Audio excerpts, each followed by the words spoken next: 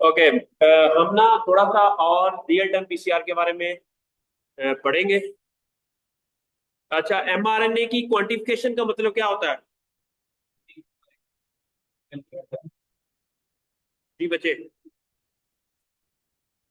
उनको काउंट करना है, एमआरएनए को क्वांटिफाई करना ना। इसका क्यों करते हैं हम एमआरएनए को quantify?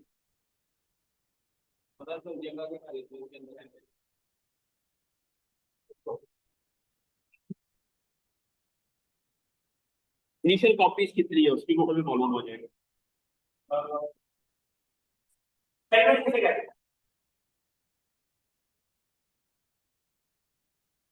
Why we conduct experiment?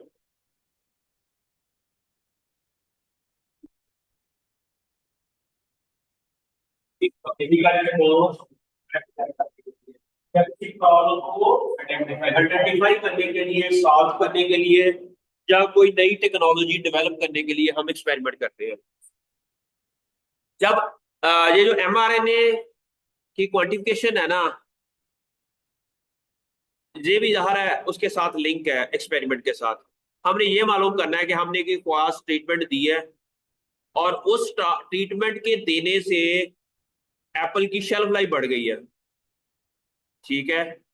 अब क्वेश्चन ये है कि ये शेल्फ लाइफ कैसे बढ़ी। आप लोग इधर आए हो तो क्या करने आए हैं? पढ़ने आए हैं। ठीक है। तो क्यों पढ़ने आए हैं ये क्वेश्चन है।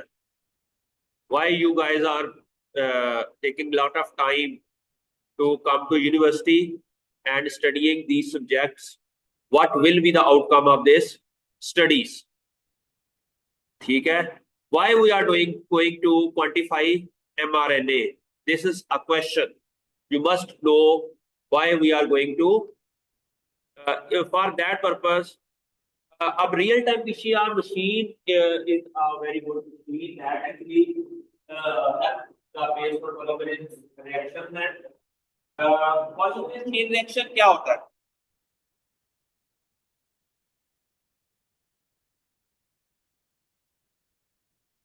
पॉली मीन मैनी,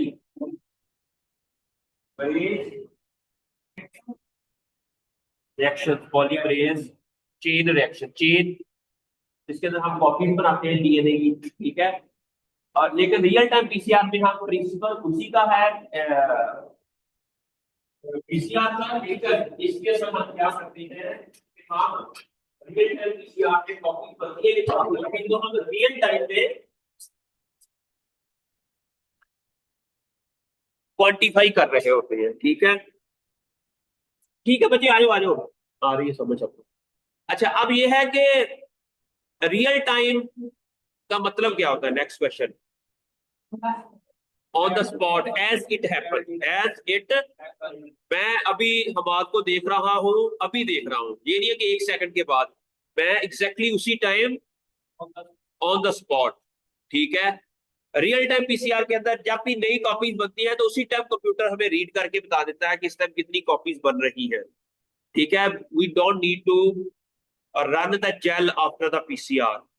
नॉर्मली जो पीसीआर होता है उसके लिए पहले हम पीसीआर लगाते हैं, फिर जेल पे रन करते हैं। जेल पे रन करने के बाद फिर हमें पता चलता है कि पीसीआर आया है कि नहीं। लेकिन यहां पर हमें रियल टाइम में हमें डाटा मिल रहा होता है। ठीक है। अच्छा, अब ये central dogma of molecular biology है। ये क्या होता है central dogma?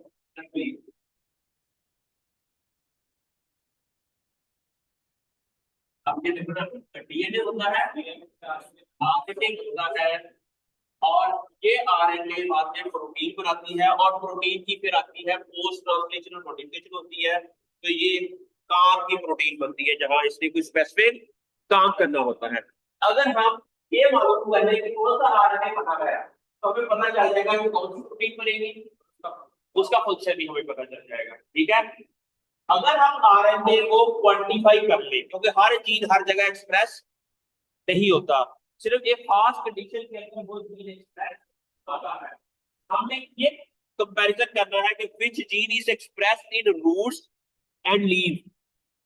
We will isolate RNA from leaf and roots, and then we will quantify the RNA. This analysis will tell us what's going on inside the leaf and what's going on inside the root. ठीक है? This will help us to understand the evolutionary relationship and the functioning of the different part of the plant, which can be used to improve the yield and growth of the plant. ठीक है? This knowledge will help us to understand the physiology of the plant, which in turn help us to increase the yield, quality, quantity, and growth of the plant. So this technology is very important to understand all these mechanisms. So what mRNA level tell us? DNA makes RNA and RNA makes protein. What RNA reflect the level of information about cell response. They also tell us what's going on inside the cell. Protein का function भी बता सकता है, हमें ये भी बता सकता है कि which chemicals are producing, because they know this RNA and this protein is involved in their specific pathway. हमें पता है कि if there is a Hamad here, it means that they are going to manage the class. If Hamad is not here, it means the class management may be disturbed. Okay, so we can say that if there is no significant increase in the mRNA level of some gene, it means that function will not be performed there. If some gene is significantly up increase there, it means this function is going on here. If there is no Mali in this department, it means all the plants will not look healthy, and there is no lawn management there. If Mali gene is not there, if Mali gene is there and he is active and he is performing their duties, it means that the plant is healthy and lawn is good. Okay. Similarly, this RNA is very important in understanding the cellular response. What is a cell? Basic units of life. Similarly, अगर हमारे पास एक leaf है, एक normal leaf है, लेकिन एक दूसरा leaf है जिसके अंदर लीफ कर्लिंग हुई है, Fatma, how you can what going on here and what going on here? How we can compare these two stages of leaf?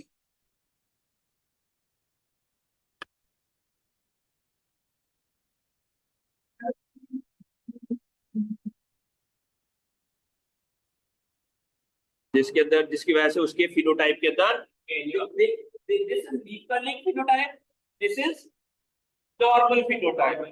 अब हमने ये जो फिनोटाइप है इसको जीनोटाइप तक लेके जाना है। कहां तक लेके जाना है? जे फिनोटाइप के पीछे कौन सी जीनोटाइप है? जीनोटाइप का मतलब कौन सा जीन एक्सप्रेस हुआ है।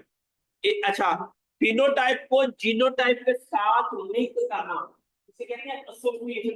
इसे क्या कहते हैं? एसोसिएशन। फर्ज किया ये जो आप कह सकते हैं कि यार इस यूनिवर्सिटी की जो प्रोग्रेस है या इस डिपार्टमेंट की प्रोग्रेस जो है ना, जब से ये बंदा आया ना प्रोग्रेस अच्छी हो गई है। उस या एक बंदा एचओडी बनाया जाए, एक बंदा डीन बनाया इस डिपार्टमेंट का, उसके बाद से ऐसा हो रहा है कि जहां पर पहले एडमिशन अगर 700 लोग जमा कराते थे अपनी एप्लीकेशन फॉर्म, अब 2000 जमा करवा रहे हैं। इट मींस हम क्रेडिट किसको देंगे?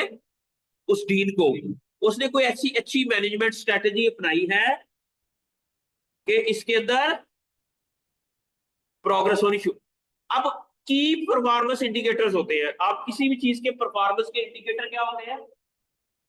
केपीआई, जिसको हम कहते हैं केपीआई।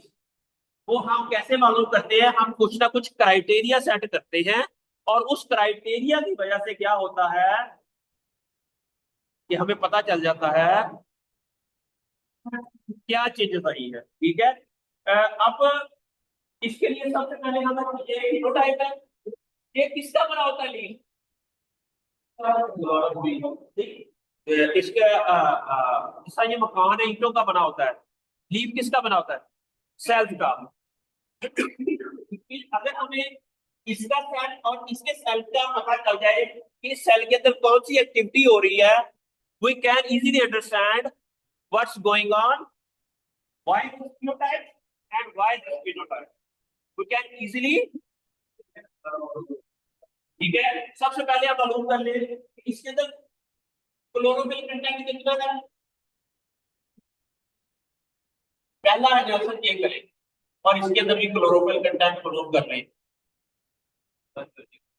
पर किया यहाँ पर क्लोरोफिल की वैल्यू आती है 15।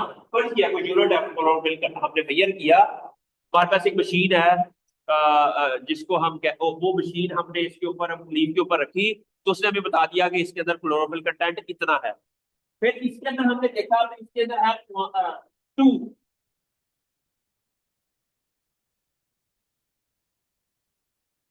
पहला कनेक्शन हो गया, बताएं क्या इस मेथड से आपको क्या पता चला? जी एक मिनट, इसमें क्लोरोफिल कितना है? 15 है और इसमें 2 है। What this analysis will tell अस?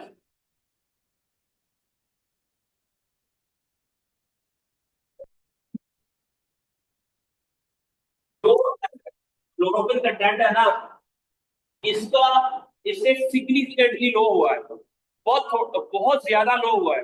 अगर यहाँ पर 15 होता है, यहाँ पर 13 होता ना, तो हम कह सकते थे कि ऑलमोस्ट सेम है। मेरी बच्ची की समझ आ रही है? लेकिन अगर ये 2 आया है, इट मीन्स हम कह सकते हैं कि ये फिनोटाइप क्लोरोफिल के अंदर चेंज आने की वजह से हुई है।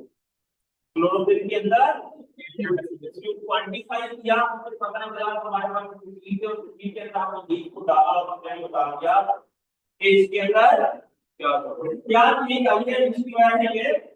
अब आप एक क्रिएटिविटी देख रहे हो, प्रॉब्लम सॉल्व करना है, आपने पहले क्वेश्चन रेज करने हैं। Why is that? हम क्या ऐसे की परफॉर्मेंस इंडिकेटर देखे जिससे हमें पता चले, उसको हम पैरामीटर्स कहते हैं। क्या कहते हैं? कोई तो पैरामीटर रखेंगे ना किसी भी गवर्नमेंट की मालूम करने के लिए, ये गवर्नमेंट अच्छी थी या दो गवर्नमेंट अच्छी थी, कोई ना कोई हम पैरामीटर, ठीक है। किसी क्रिकेट टीम का कोई पैरामीटर रखेंगे, किसी ना किसी फुटबॉल की टीम का, या कोई इंडस्ट्री काम कर रही है तो उसका हम देखेंगे कि इस इंडस्ट्री के ये जब से जीएम बना है तो इसने पर मंथ इतने करोड़ रुपए का बेनिफिट दिया है, दूसरे ने। It means we can easily differentiate the key performance, ठीक हो गया, उस बेस के ऊपर। सिमिलरली हमने की दोनों इंडस्ट्री, ये दो इंडस्ट्री है हमारे पास। एक की इंडस्ट्री के अंदर कर्लिंग कर्लिंग हुई है, एक के अंदर। अब ये कर्लिंग हुई है वायरस की वजह से, इसके ऊपर वायरस का अटैक करवाया हमने, ठीक है। अब हम कह सकते हैं कि वायरस, इसके हम स्टेटमेंट की वायरस क्या, ये क्या है कि स्टेटमेंट ओके इस रिजल्ट में।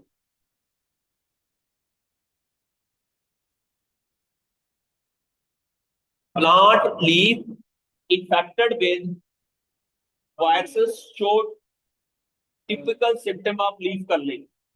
This leaf curling, during this leaf curling, chlorophyll content was significantly reduced. इस तरह हम इसको लिखेंगे साइंटिफिक लैंग्वेज में। इसको साइंटिफिक लैंग्वेज में कैसे लिखेंगे? In this analysis, the chlorophyll content was significantly reduced.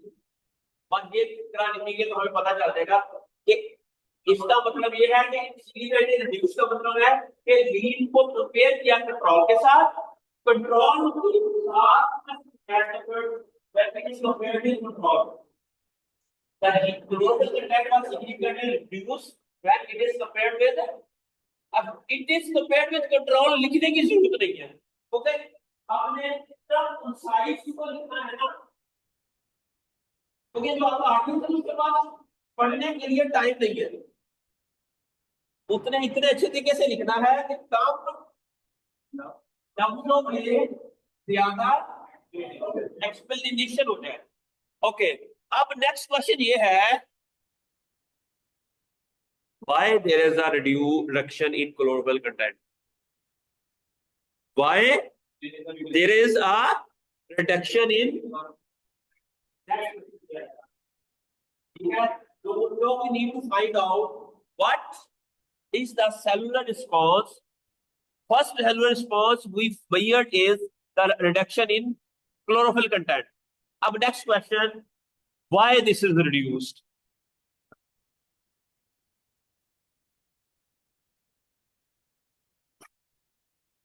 That we need to understand. Okay, why is there any chlorophyll degradation process takes place or something else happen? जी, अब इससे कहा है कि नाइट्रोजन की कमी की वजह से रिड्यूस नाइट्रोजन कंटेंट। जी आप बताइए।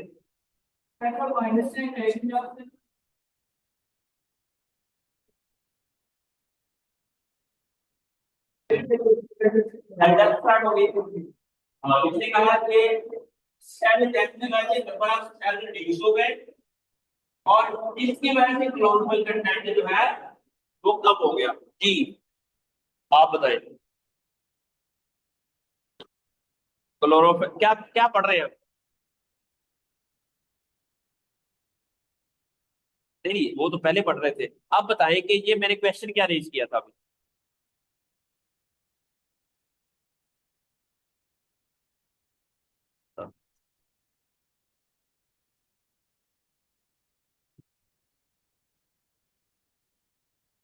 टू थे।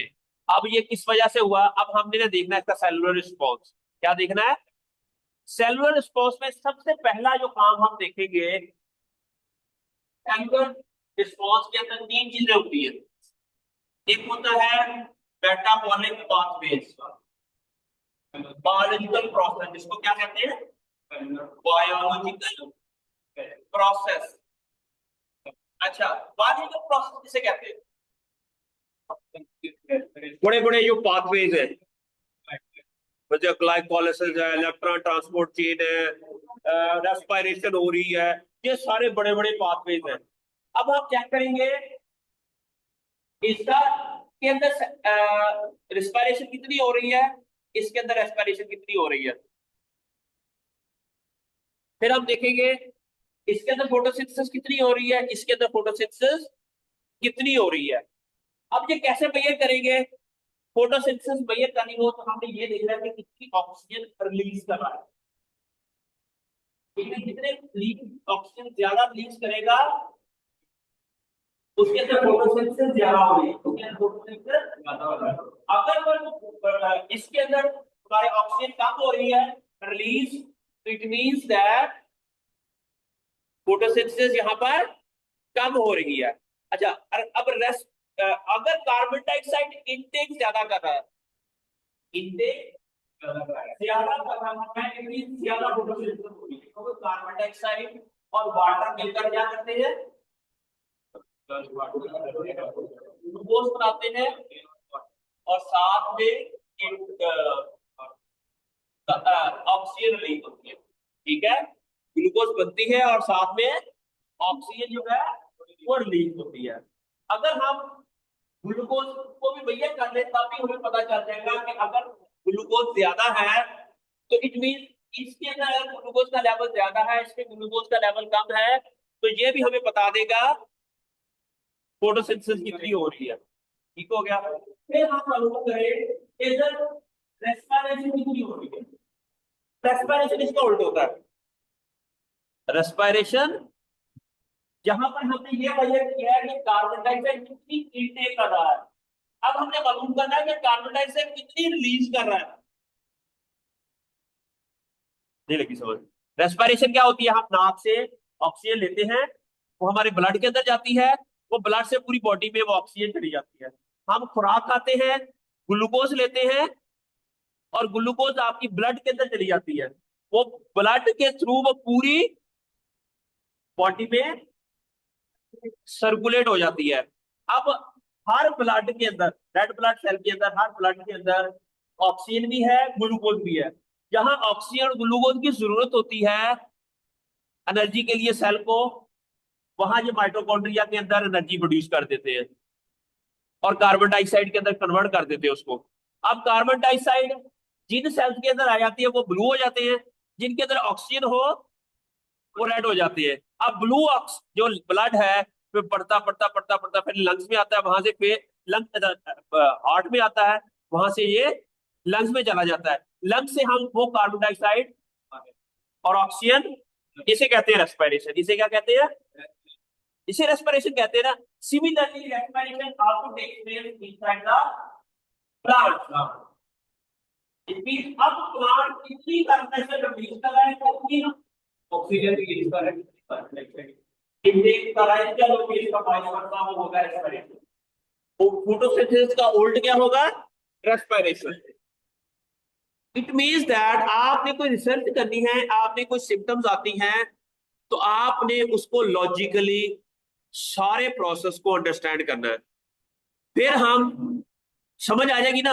लेकिन आपने ना कोई भी प्रॉब्लम का सॉल्व हो, लेकिन आपने कुछ एक्सपेरिमेंट किया उसके ऊपर क्रिटिकली थिंक करते जाए, ये हुआ होगा, ये हुआ होगा, ये हो सकता है, ये पॉसिबिलिटीज है। जी जी।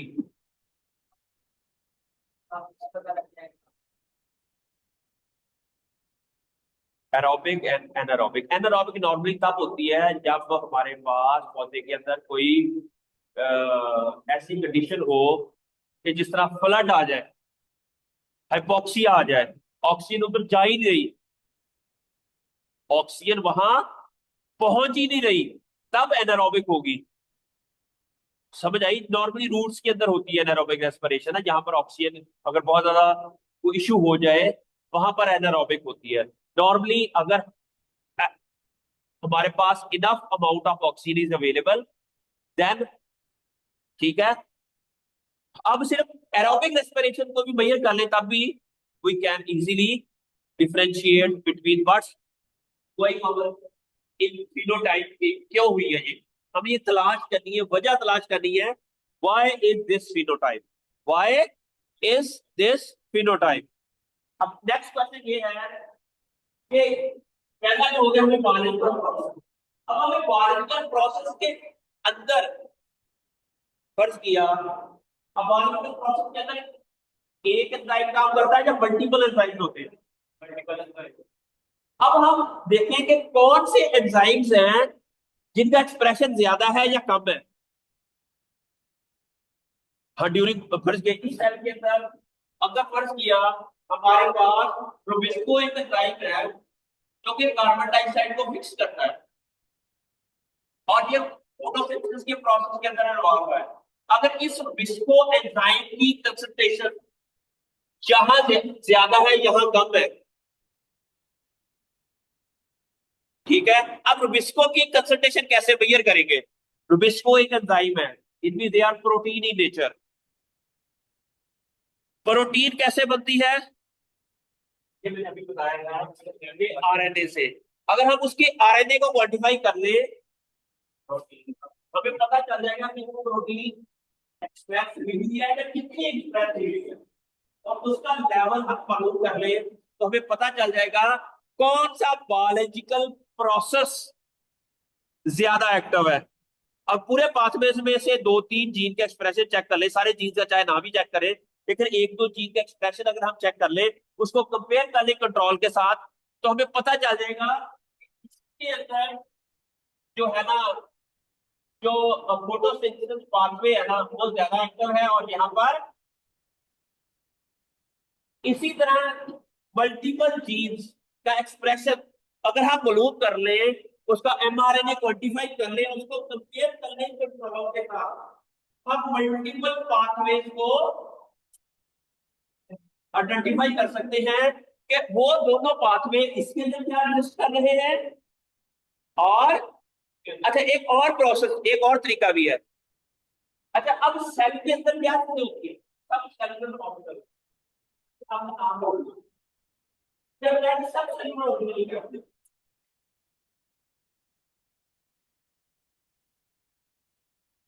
अच्छा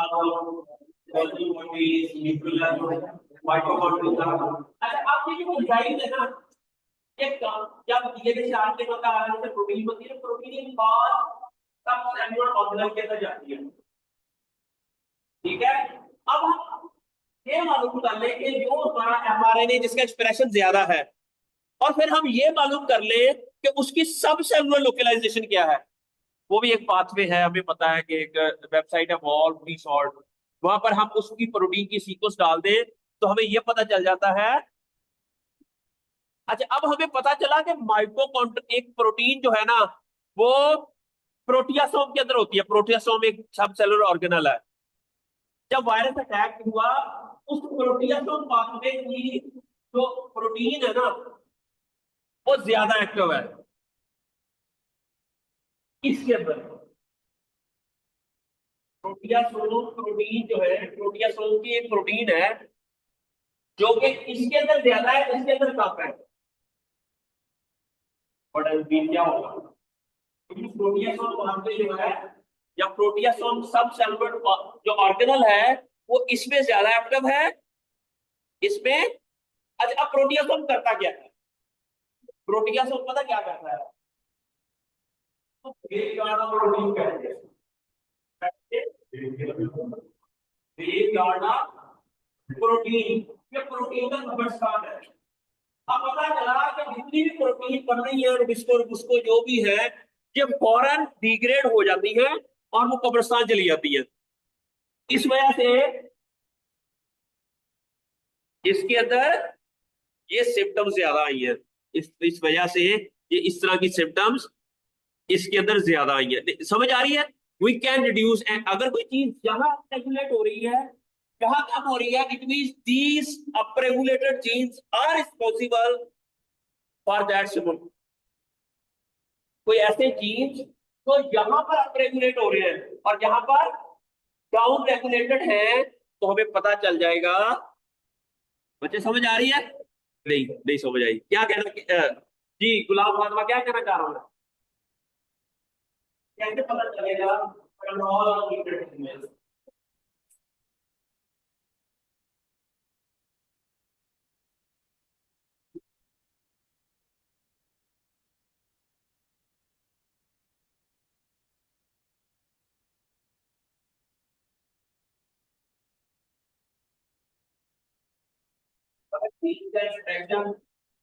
इधर ज्यादा है, बट ये एक मीन है जिसका कोई भी बी है एसीएस वन, उसका एक्सप्रेशन जहां ज्यादा है और जहां कम है। What does it mean? It mean ACS one is responsible for the production of ethylene. इसे हम ये भी प्रूव कर सकते हैं कि इसके अंदर ज्यादा इथाइलिन प्रोड्यूस हो रही है, जिसकी वजह से स्ट्रेस आया, और उस स्ट्रेस की वजह से और लीव कर्लिंग हो गई, और वायरसेस के दौरान एसीएस जीन ज्यादा एक्सप्रेस हुआ, जिसकी वजह से ज्यादा इथाइलिन प्रोड्यूस हुई, और उस इथाइलिन की प्रोडक्शन की वजह से पौधे को एक स्ट्रेस आया, और उस स्ट्रेस की वजह से लीव कर्लिंग हो गई। और ये फिनोटाइप इथाइलिन की ओवर एक्सप्रेशन की वजह से आया। अच्छा चलिए वो टाइप का हो गया। एक्सप्रेशन ज्यादा आ गया, इसके अंदर पैथोजन ज्यादा बना कर इसको किल करने के लिए बाकी पाथवे से ब्लॉक कर दिए, लेकिन पैथोजन से प्रोटीन ज्यादा हो गई, जिसकी वजह से जो उसकी जो डेवलपमेंटल वाले जीन्स प्रोग्रेस हो गए और पैथोजन से रिलेटेड जीन्स ज्यादा हो गए, और जिसकी वजह से ये इस तरह की फिनोटाइप है वो आई। ठीक है, अब ये सारा काम हम रियल टाइम पीसीआर से कर सकते हैं और आइडेंटिफाई कर सकते हैं। ये वो सारी सीटी वैल्यू वाली कहानी हमने पहले भी आपको बता दी थी कि इस तरह हम इसके डिफरेंट मेथड्स हैं, वो सारी हमने। चले जी, what's wrong with agarose gel. आप समझ आए कि how and how we can इसकी एप्लीकेशंस क्या है, कैसे हम एक प्लांट की फिनोटाइप को और उस फिनोटाइप को कैसे जीनोटाइप के साथ लिंक कर सकते हैं इसे। और ये ब्रीडिंग की एक टेक्निक भी है जिसके अंदर हम फिनोटाइप को जीनोटाइप के साथ लिंक करना होता है, एसोसिएट करना होता है। उससे हमें ये पता चल जाता है कि हमें ये पता चल जाएगा this is the gene that is responsible for that specific character in the plant. और उस करेक्टर की को हम उस जीन के ऊपर फिर मार्कर डेवलप करके फिर उसको फिर अगली जनरेशन या किसी और क्रॉप के अंदर उसको ट्रांसफर करना है। We can easily, it means these are all the techniques that help us in improving the breeding efficiency and improving the characteristics of the plant। 11:28 हुए हैं बच्चे, इसकी क्लास है अभी।